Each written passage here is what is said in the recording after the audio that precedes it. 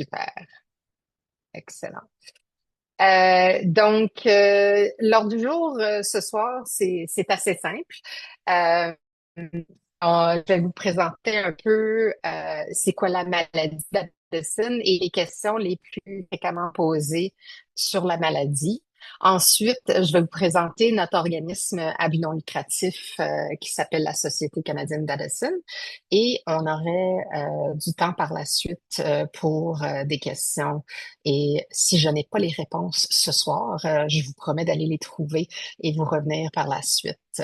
Bien que je connais très bien l'organisme et assez bien la maladie.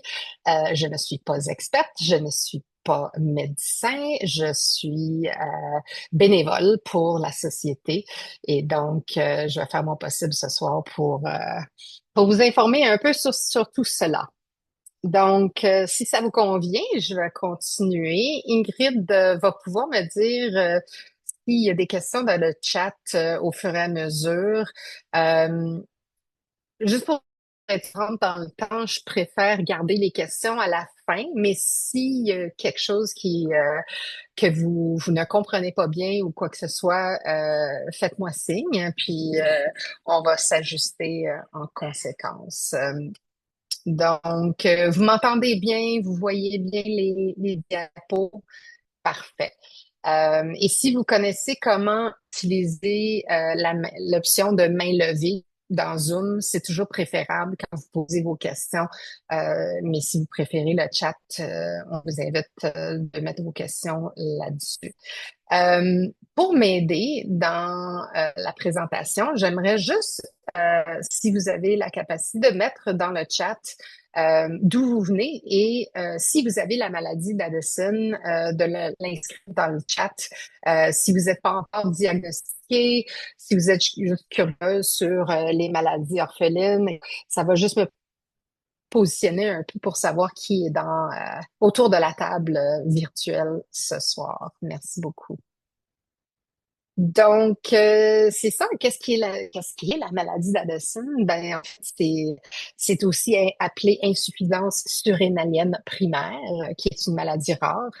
Quand les glandes surrénales ne produisent pas assez de cortisol ou d'aldostérone, ce qui est deux hormones essentielles que je vais vous expliquer dans quelques instants. Ça contribue à régler la tension artérielle, le métabolisme et la réponse de l'organisme au stress. Fait que je vais rentrer en quelques détails brièvement. Mais on dit que c'est à peu près une personne sur 100 000 qui a cette maladie-là. Donc, c'est assez rare. Il n'y a pas beaucoup de monde. Même les endocrinologues sont souvent pas assez informés sur la maladie. C'est difficile dans notre cas. Euh, Qu'est-ce qui cause la maladie? Ben, c'est une réaction auto-immunitaire, immune. Et c'est d'autres causes qui peuvent être créées tout au début, ça a été découvert par le docteur Addison et lui, dans les années 1800, trouvait qu'il y avait une forte corrélation avec la tuberculose et les gens qui étaient atteints d'Addison. C'est sûr que de nos jours, et surtout au Canada, on vit plus avec cette maladie-là parce qu'on a les vaccins contre la tuberculose, mais c'était ça à ses origines. Maintenant, on voit aussi beaucoup de gens qui ont des insuffisances surrénaliennes parce que ils ont pris des stéroïdes à long terme et ça peut créer aussi cette insuffisance-là. On découvre à tous les jours qu'il y a d'autres gens qui sont diagnostiqués avec la maladie et on voit l'origine. C'est assez complexe comme maladie et on a chacun et chacune nos différences, même si la maladie nous rassemble. Euh, Quand on est diagnostiqué avec une maladie surrénalienne, on découvre à quel point que les glandes surrénales sont hyper importants à notre survie.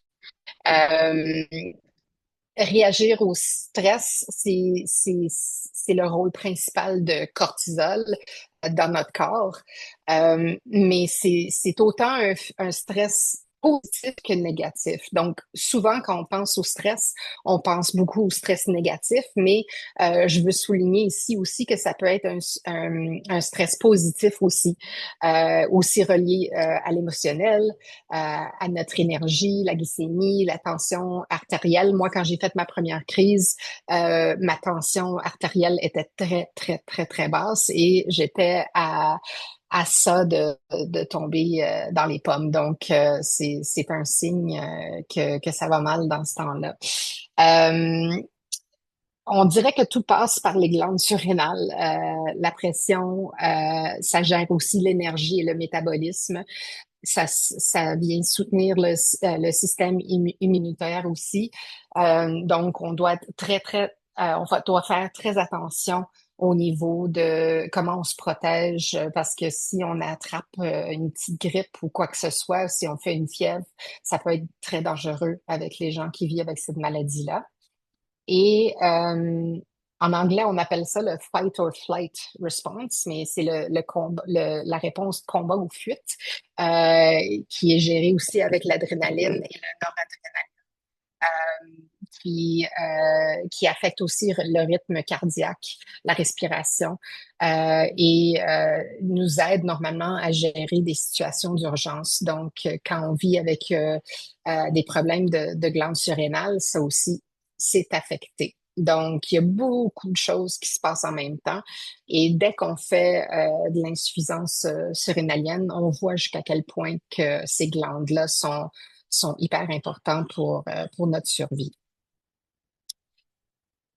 Les symptômes de la maladie d'Addison, la majorité des gens vont remarquer une fatigue chronique, fatigue musculaire, perte de poids, diminution d'appétit, qui vient aussi avec des vomissements. Il y a aussi l'hyperpigmentation qui peut arriver, donc genre de peau brune qui se crée à quelques endroits dans le corps. On m'a dit juste récemment quand on parlait dans un de nos groupes de soutien que c'est un dentiste qui l'avait trouvé dans un patient parce que la gencive était rendue brune ou tu sais, il y avait une coloration un peu. Euh, donc, c'est l'assombrissement de la peau, c'est un autre signe. C'est pas tous les patients d'Addison qui ont cet assombrissement-là, mais ça peut être aussi un signe. Dans mon cas, l'envie de sel était énorme. Je voulais juste boire le jus de cornichon. Tard le soir, j'avais des cravings assez intéressants pour le sel. Et la dépression, irritabilité fait partie aussi des symptômes. Donc, ce qui est très difficile, c'est que tous ces symptômes-là peuvent aussi apparaître dans d'autres maladies. Et ça peut prendre très longtemps avant que quelqu'un ait un diagnostic. Je veux juste faire un petit tech check avec vous. J'ai l'impression que mes écouteurs, mon micro, est-ce que vous m'entendez bien? J'ai comme le goût d'enlever mes écouteurs, puis je vais juste aller sur le micro de mon ordinateur. Non. Est-ce que vous m'entendez? Oui. OK, parfait. J'ai des petites oreilles, puis des fois, ces petites affaires-là, ça porte pas bien dans mes oreilles. Donc, je pense qu'on va y aller comme ça pour le reste de la présentation. Donc, c'est ça, les symptômes sont faciles à mélanger avec d'autres maladies et ils s'entrecroisent avec d'autres maladies auto-immunitaires. Donc, la majorité des gens qui vivent avec une maladie surrénalienne, ça va prendre peut-être 1 an ou plus avant de se faire diagnostiquer parce que comme dans mon cas, ils ont fait le tour de toutes les maladies pour dire enfin, ben c'est pas ça, c'est pas ça, c'est pas ça, c'est pas ça. Et ils ont fini par dire que c'était la maladie d'Addison. Donc, il faut être très patient avec ça. Donc, le diagnostic implique un test de sang qu'on peut faire pour mesurer le taux de cortisol et de l'ACTH. Le test de simulation de l'ACTH pour évaluer la fonction surrénalienne. Ça, c'est tout un test parce que ça fait des palpitations, puis ça fait comme un surge dans le corps qui est assez bizarre à vivre, mais ça montre tout de suite si le corps réagit bien ou pas à la simulation. Donc, ça fait partie des façons de diagnostiquer la décine. Il y a aussi un profil d'électrolyte qui peut être fait pour vérifier le niveau de sodium et de potassium, ce qui peut être très bas dans certains cas pour les gens avec cette maladie-là parce que les reins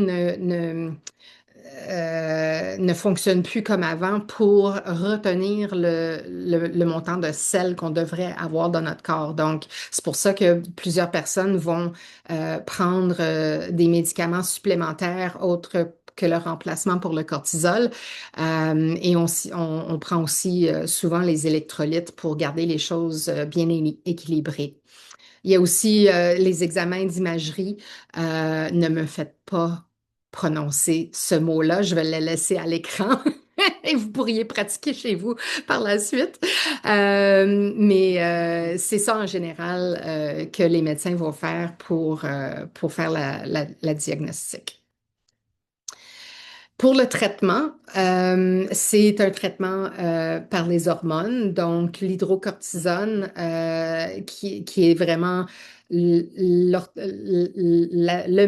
médicament qui est le plus utilisé avec les gens d'Addison. Il y a aussi le prednisone qui est un peu plus fort et le dexamethasone pour remplacer le cortisol. Mais la grande majorité sont sur le hydrocortisone. Le fludrocortisone vient remplacer l'aldostérone si c'est nécessaire. Donc, des fois, les médecins, les endocrinologues vont jouer un peu avec les doses pour voir si la patiente ou le patient répond bien et qu'il a besoin d'un petit coup de plus pour aider avec le sel et le potassium. Il y a des gens qui réagissent moins bien au fludro parce que ça peut inverser la pression artérielle. Donc, si on a une pression très basse à cause de la décine, il faut vraiment assurer que la dose de fludro vient pas inverser et qu'on ait une pression trop haute. Et ça aussi, ça m'est arrivé en cours de route quand on essayait de trouver les bons ajustements. Euh, Aussi, on a le Solu-Cortef qui devrait être euh, recommandé à tous les patients avec la décine parce que c'est notre injection d'urgence et c'est toujours recommandé aussi d'avoir un bracelet Medical Alert ou autre qui alerte les médecins et les premiers répondants pour que vous ayez un traitement dès que possible si vous êtes en crise. Donc, qu'est-ce qui est une crise? Ben, une crise surrénalienne, c'est lorsque on manque, on a un très grand manque de cortisol. Ça peut être suite à un stress, une maladie ou une blessure. Souvent, on va avoir des vomissements, diarrhée sévère ou prolongée. L'hypertension artérielle aussi est une autre chose à remarquer. Perte de conscience ou choc. Euh, Moi, quand j'en faisais, ben, j'avais des tremblements, j'avais des palpitations. Mon mari me disait que je parlais un peu comme si j'étais un peu saoule. J'avais de la misère à faire, tu sais, marcher mon cerveau, les choses devenaient floues. Tout le monde a une réaction différente au début d'une crise surrénalienne, mais en gros, les 4 points que vous voyez ici à l'écran, c'est les choses qui sont les plus remarquées chez les gens qui vivent avec ça. Donc, quand c'est le cas, quand on pense qu'on débute une crise, quand on est en crise, c'est très important d'avoir le Solu-Cortef qu'on va pouvoir injecter euh, intramusculaire, de façon intramusculaire. Et on le conseille souvent à nos membres de s'auto-injecter même avant d'appeler le 911 et d'aller, si vous pouvez vous rendre tout seul à l'urgence avec de l'aide d'un membre de famille ou d'un ami ou quelque chose, c'est toujours important d'aller à l'urgence même après avoir pris l'injection. Si vous vous sentez mieux, c'est juste une bonne précaution de quand même y aller pour vous faire suivre, pour qu'ils puissent vous donner plus de Céline pour vous faire mieux, sentir encore mieux après l'injection. On ne peut pas au Québec compter sur les premiers répondants pour administrer l'injection intraveineuse parce qu'ils ne l'ont pas sur eux dans les ambulances. Ce qu'on m'a dit, c'est que c'est même juste tout récent qu'ils ont des EpiPen dans les ambulances au Québec. Donc, on est loin d'être équipés dans nos ambulances au Québec pour les gens qui vivent avec une maladie surrénalienne parce que c'est tellement plus rare encore que les gens qui font de l'épilepsie. Je vais vous parler un peu plus du kit d'injection d'urgence plus loin dans la présentation, mais en gros, c'est ça qui consiste une crise surrénalienne. D'autres questions qu'on reçoit souvent, c'est est-ce qu'on peut vivre normalement avec une maladie d'Addison? Oui. On a des gens qui vivent de différentes situations, mais quand on peut gérer la maladie avec une bonne dose de remplacement d'hormones et qu'on se fait suivre de façon régulière avec notre médecin, on peut vivre assez bien avec la maladie. Il y a des gens qui sont des cas extrêmes où est-ce ils doivent arrêter de travailler, arrêter les choses qu'ils faisaient dans la vie avant la diagnostic, mais il y a une grande partie des gens qui vivent une pleine vie avec la maladie d'Addison. C'est juste qu'il faut faire des ajustements. Il faut changer un peu notre façon de faire les choses, il faut changer le rythme de vie et faire des compromis pour rester en santé. Donc, c'est pas évident, mais on apprend très vite comment organiser ses priorités en conséquence parce que le corps va nous dire tout de suite si on fait pas la bonne chose. Donc, il faut toujours être à l'écoute de son corps et bien écouter pour voir les signes avant que ça se développe en crise surrénalienne. On se fait aussi demander si la maladie est héréditaire. Donc, c'est pas souvent le cas, mais il existe des formes génétiques de l'insuffisance surrénalienne. Les antécédents familiaux peuvent donc représenter un facteur de risque. Dans certains cas, votre médecin peut vous recommander une consultation. Donc, souvent, ce qu'on va voir, c'est que les mamans de jeunes filles vont vérifier s'il y a un lien génétique parce que dans certains cas, ils ont remarqué que la façon que c'était relié de façon héréditaire, c'était plutôt dans les femmes et les filles. Donc, il y a encore de la recherche qui se fait là-dessus, mais c'est toujours bon d'avoir des consultations de médecins si vous êtes à risque ou si vous avez peur que vos enfants soient à risque ou si vous êtes curieux de savoir s'il y a quelqu'un dans votre famille qui l'avait avant vous. En parlant des enfants, oui, les enfants peuvent avoir la maladie d'Addison. C'est beaucoup plus rare, mais ça peut arriver à n'importe quel âge. On a des membres qui ont des nouveau-nés et j'ai parlé avec une femme qui a trouvé que son bébé de 7 ou 8 mois, ils avaient ils avaient appris par des tests que l'enfant avait la maladie d'Addison très, très tôt. Donc, une chance pour eux qui ont pu l'attraper à travers des tests à un si jeune âge. Mais, comme j'ai dit, ça peut être des troubles génétiques et ça peut être l'hyperplasie surrénale congénitale aussi. Et les cas pédiatriques ont vraiment besoin d'une prise en charge très rigoureuse.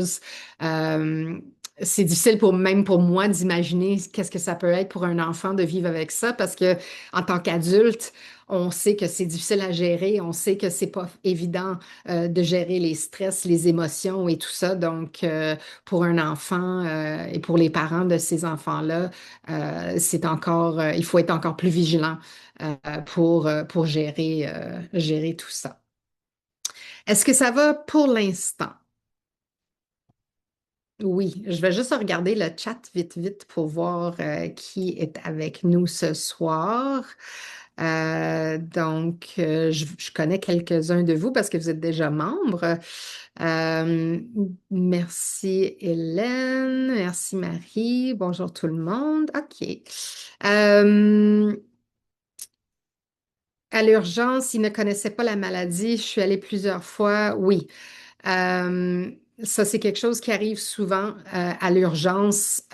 C'est pour ça qu'on fournit à nos membres un papier qui explique le protocole d'urgence que vous pouvez donner une fois arrivé à l'hôpital ou le donner au premier répondant parce que justement, il n'y a pas assez de formation qui est donnée aux infirmières et aux médecins en urgence. Donc, on travaille là-dessus avec notre équipe de plaidoyer et de notre équipe d'éducation pour justement pouvoir éduquer les médecins et les infirmières là-dessus.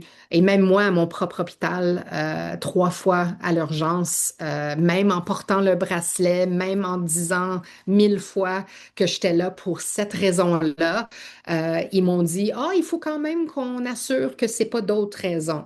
Je dis, oui, mais je suis en crise.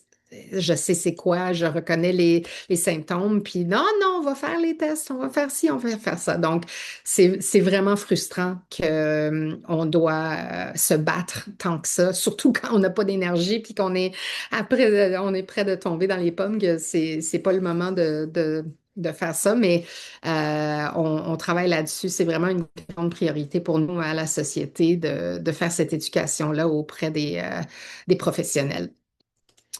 Donc, je vais vous parler un peu de ce qu'on fait à la Société Addison. Ça fait quand même plus de 30 ans que ça existe. La société a été formée en 1994, si je ne me trompe pas, avec les 8 premières personnes qui étaient atteintes de la maladie qui ont voulu créer un groupe de soutien et ça fait maintenant 30 ans qu'on est enregistré comme organisme de bienfaisance au Canada.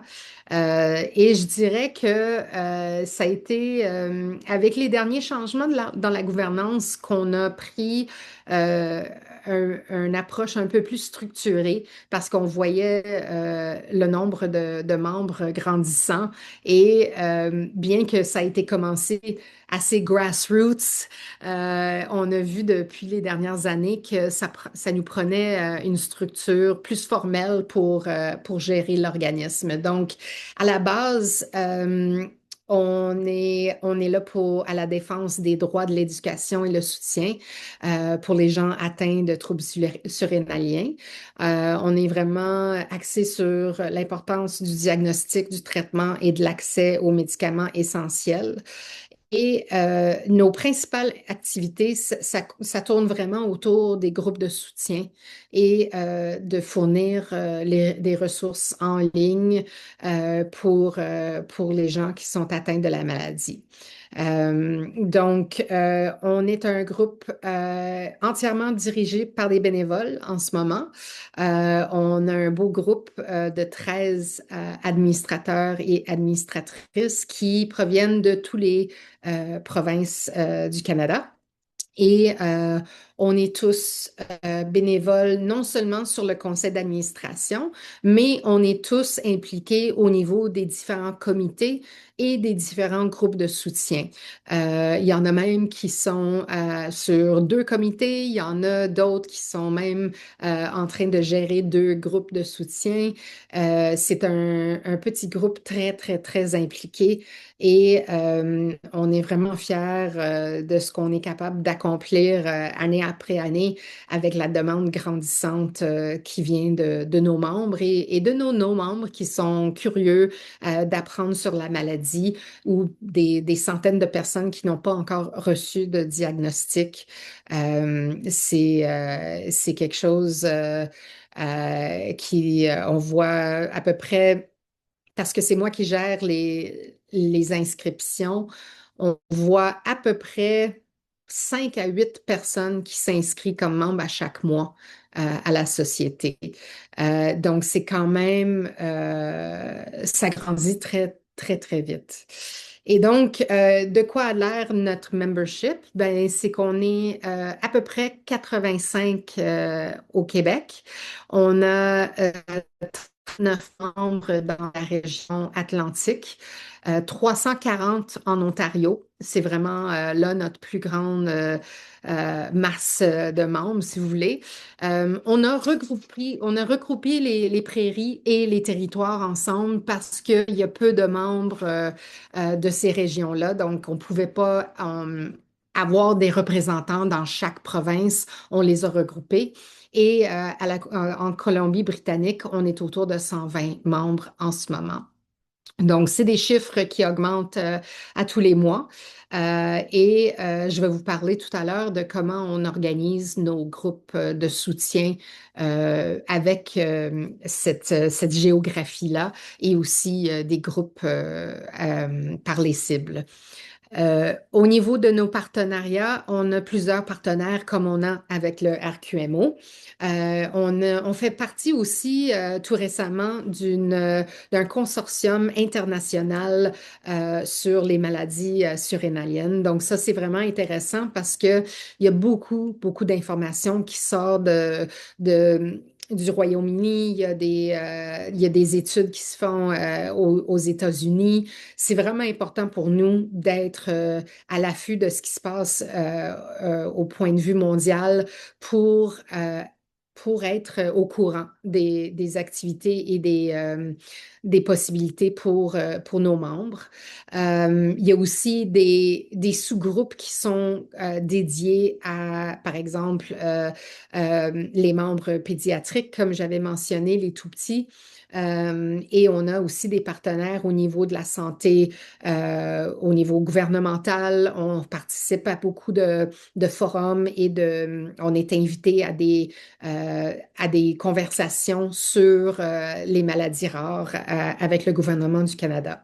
Donc, on fait notre possible. On est tous des bénévoles, donc on essaye d'être rejoignable et on essaye de rejoindre le plus d'activités possibles pour ramener ces informations-là à nos membres. Et ça nous garde pas mal occupés. En ce qui concerne les groupes de soutien, comme je vous ai dit, on les a séparés par région pour simplifier, pour la simple raison que avant la pandémie, les gens se réunissaient en personne quand ils pouvaient. Et donc, on avait des réunions dans les quatre coins de la Colombie-Britannique. Ils avaient des sous-régions parce que si on habitait sur, par exemple, Victoria, ben, les gens de l'île réunissaient à Victoria, etc. Mais avec le temps et avec COVID et avec les outils comme Zoom, on a rapidement vu que c'était pas mal plus pratique et on était capable d'aller rejoindre pas mal plus de membres avec nos réunions sur Zoom. Donc, ces rencontres-là se font mensuellement, bimensuellement ou trimestrielles, dépendant des besoins de chaque groupe. Donc, comme on est animé par des bénévoles, on est en partie limité où on a les bénéfices du temps accordé pour les rencontres de nos bénévoles, mais aussi c'est le rythme auquel que les membres veulent se rencontrer. Il y a quelques groupes qui veulent se rencontrer à tous les mois, comme le groupe Ontario, parce qu'ils sont un très grand groupe et puis ils circulent entre eux. Il y en a d'autres qui se rejoignent plus trimestriels, comme l'Atlantique, parce qu'ils sont que une quarantaine de personnes. Donc, ça varie un peu et ça change aussi à travers l'année quand on a les disponibilités pour les bénévoles. Ça, c'est du côté gauche de votre écran. Du côté droit de votre écran, ce que vous voyez, c'est les groupes de soutien qu'on a pour les groupes par cible. Et ça, c'est parce qu'on a vu qu'au-delà des groupes régionaux, il y avait des intérêts par type de personne ou par sujet. Donc, on est en train de mettre sur pied un groupe pour les jeunes et les jeunes adultes. Donc, ça, c'est pour des gens qui sont entre l'âge d'à peu près 16 à 29. Et comme c'est beaucoup plus rare d'avoir l'Addison à un jeune âge, on n'a pas beaucoup de membres encore dans cette catégorie-là, mais on a des bénévoles qui sont très dévoués et qui mettent sur pied, même s'ils rejoignent juste une ou deux personnes par groupe de soutien, ils font quand même leur rencontre de façon régulièrement et ils bénéficient tous de ce moment-là de soutien. On a les utilisateurs de la pompe. Donc, les utilisateurs de la pompe cortisol, c'est des gens, c'est très, très rare au Canada, mais il y a quelques membres qui vivent avec une pompe cortisol. La pompe cortisol, c'est pareil que la pompe que portent les diabètes pour envoyer l'insuline dans le corps plus régulièrement. Et ils ont comme truqué la pompe pour pouvoir livrer le cortisol de cette façon-là. C'est plutôt utilisé pour les gens qui vivent avec une maladie qui est très agressive et que la durée de vie que l'hydrocortisone dans le corps est juste de 4 à 6 heures. Avec la pompe, on peut avoir un meilleur équilibre de livraison de médicaments dans le corps. Il y a un très grand intérêt de la part de nos membres de connaître plus sur la pompe, d'avoir la pompe, d'avoir accès à des médecins qui connaissent la pompe, qui sont prêts à aider les patients à avoir cette intervention-là. Mais la réalité, c'est qu'il y a très, très, très peu de médecins au Canada et même encore moins au Québec qui sont prêts à jouer avec ça, si on peut dire, parce que c'est pas quelque chose qui a beaucoup été pratiqué encore. Une de nos membres, celle qui est co-animatrice pour ce groupe-là, elle a dû aller en Angleterre pour se le faire installer. Et elle a dû vraiment faire beaucoup de plaidoyer pour avoir un médecin ici au Canada pour la suivre avec la pompe parce qu'il n'y a pas beaucoup de médecins qui veulent se mêler de ça. Donc, on garde des rencontres trimestrielles pour les gens qui sont curieux d'avoir plus d'informations sur la pompe ou qui vivent avec la pompe. On a aussi le groupe de proches aidants qui a commencé à l'automne dernier, qui est animé par mon mari et un autre mari d'un de nos membres. Et c'est un bon petit groupe de parents, de partenaires, de proches aidants qui sont là pour s'entraider et de parler de c'est quoi vivre avec quelqu'un qui a la maladie. Et c'est un bon petit groupe. Donc, si vous avez des gens dans votre vie qui veulent parler avec d'autres proches aidants, c'est fortement recommandé. Pour l'instant, tous les groupes de soutien que je viens de mentionner, autres que la dernière que je vais mentionner, le groupe franco-canadien, tous les autres groupes de soutien sont en anglais pour l'instant. Vous pouvez imaginer que si on est juste 650 membres au Canada, les membres franco-canadiens sont encore plus petits. On a à peine 60 personnes qui se sont identifiées dans notre membership en tant que d'avoir leur préférence en français. Donc, on est seulement 10% de tous nos membres. Donc, on essaye de plus en plus d'améliorer nos services en français, notre documentation sur notre site web, on le travaille aussi. Je vais vous parler de notre nouveau site web dans quelques instants. Et le groupe franco-canadien, parce qu'on ne peut pas faire juste un groupe pour le Québec francophone, on serait trop peu. On l'a ouvert aux franco-canadiens et c'est vraiment le fun parce que des fois, on a les gens du Nouveau-Brunswick, on a des gens qui nous arrivent même de la France. On a eu quelqu'un de l'Irlande qui s'est joint à nous récemment. Donc, on ne sait jamais qui va se pointer, mais c'est toujours des belles conversations et c'est tout co-animé par nos bénévoles et c'est toutes des sessions animées par les pairs. Donc, des fois, on a des invités spéciaux, mais c'est mené par les groupes de bénévoles. Donc, lors des groupes de soutien, on fait toujours une démonstration de l'injection d'urgence parce qu'il faut vraiment qu'on soit tous vraiment bien à l'aise avec l'injection pour qu'on puisse se le auto-administrer en cas de crise ou avoir nos proches aidants qui sont à l'aise de le faire pour que quand c'est vraiment un moment critique, que c'est pas là qu'il faut commencer à se souvenir, est-ce que je fais cette étape-là avant de cette étape-là, etc. Donc, je vais vous parler de l'injection d'urgence tout de suite après que je finis de vous expliquer les groupes de soutien. C'est une occasion de rencontrer d'autres personnes qui vivent avec les troubles surrénaliens. Donc, oui, on a beaucoup de gens qui viennent dans nos rencontres qui ont la maladie d'Addison, mais on a d'autres qui ont d'autres troubles surrénaliens et on a même des membres qui vivent avec l'Addison et d'autres problèmes auto-immunitaires, comme par exemple cœliaque, diabète, etc. Donc, c'est toujours intéressant de voir comment les gens gèrent plusieurs maladies et ils ont toujours des bons conseils à offrir à leur père. Donc, c'est super apprécié. On a souvent un bel partage des idées, on a des réponses à nos questions. C'est sûr qu'on ne peut pas donner des recommandations médicales. On parle toujours de nos propres expériences. On parle et on dit toujours d'aller vérifier avant de changer quoi que ce soit. On recommande d'aller voir un médecin et de vous informer pour votre situation particulière.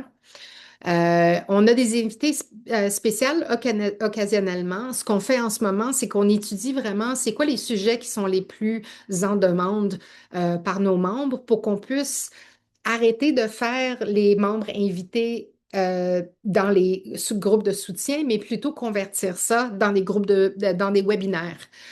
Donc, au-delà des groupes de soutien, on va bientôt commencer à offrir des webinaires cette année. On vise d'en faire au moins 3 ou 4 sur différents sujets cette année. Donc, si vous êtes abonné à notre infolettre, vous auriez la chance d'être invité pour ces webinaires-là. Et les webinaires sont gratuits pour les membres de la SCA. C'est un espace privilégié de partage, tout en sécurité et on respecte la confidentialité, bien sûr. Et ce qu'on a remarqué le plus, c'est que ça aide vraiment à briser l'isolement. Et quand j'étais à la dernière journée d'information du RQMO, le thème justement était sur l'isolement et comment que vivre avec une maladie chronique, vivre avec une maladie orpheline crée un isolement assez fort. On voit vraiment avec le feedback de nos membres que, ils sont très reconnaissants d'avoir des opportunités, d'être avec des gens comme eux qui comprennent leur situation. Et c'est pareil aussi pour les proches aidants quand ils sont dans leur groupe. Donc, c'est vraiment ce qui fait la force de notre association, c'est les groupes de soutien. En ce qui concerne la démonstration de l'injection d'urgence, on le fait au début de chaque rencontre. Peu importe si vous vivez avec la maladie depuis plus de 20 ans ou que ça fait juste à peine quelques mois que vous avez eu votre diagnostic, on le fait. Donc, sur notre site web, on peut télécharger ce petit papier-là qui vous explique les 12 étapes qu'il faut prendre pour faire l'injection d'urgence. Donc, imaginez que vous tremblez, vous perdiez conscience. C'est vraiment pas évident de le faire avec les outils qu'on a en ce moment. qui est le Solu-Cortef.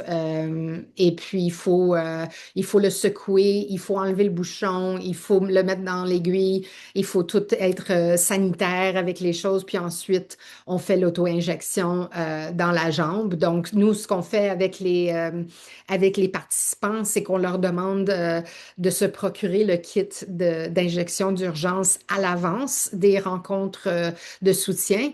Et ensuite, ils peuvent pratiquer avec nous et on le fait avec une orange. Et l'orange, c'est à la place de le faire dans notre propre jambe, bien sûr. Donc, ça fait à peu près le même feeling que si on avait à l'injecter.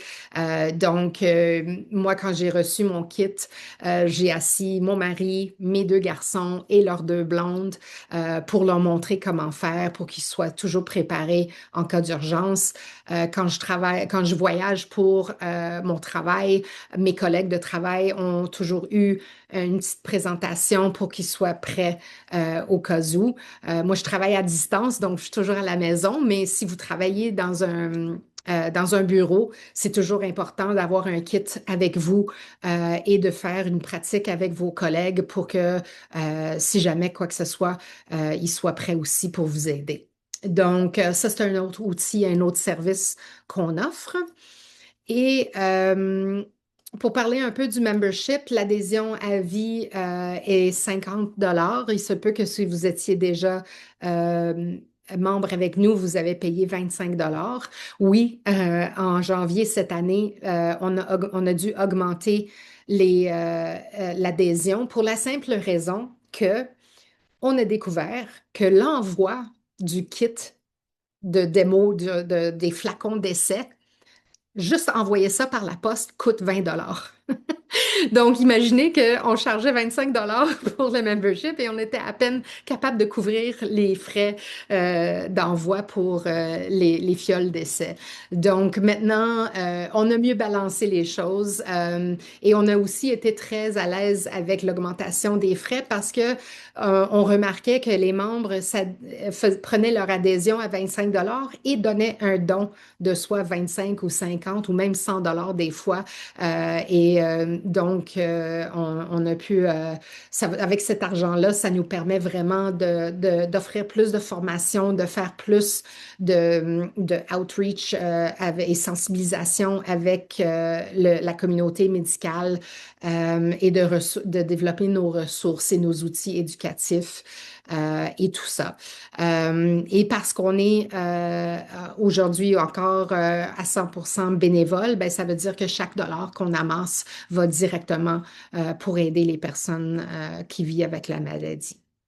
On est en train de voir avec nos collègues professionnels à rajouter une adhésion de groupe comme fait le RQMO. On peut s'inscrire au RQMO en tant qu'individu. On peut aussi s'inscrire en tant que membre organisateur et nous, on va aussi rajouter un niveau de membre pour les professionnels de la santé. Donc, tout ça se travaille en ce moment avec un comité qui est en train d'évaluer les besoins, les coûts, etc. Donc, c'est un beau petit projet pour encore faire grandir notre réseau et notre membership. Au niveau de notre site web, on est très fiers de notre beau petit site web qu'on vient de lancer avant les fêtes. Sur notre site web, vous allez trouver des outils pratiques pour mieux comprendre la maladie. Vous pouvez connecter avec notre communauté, accéder à des conseils pour la vie quotidienne avec une insuffisance surrénalienne.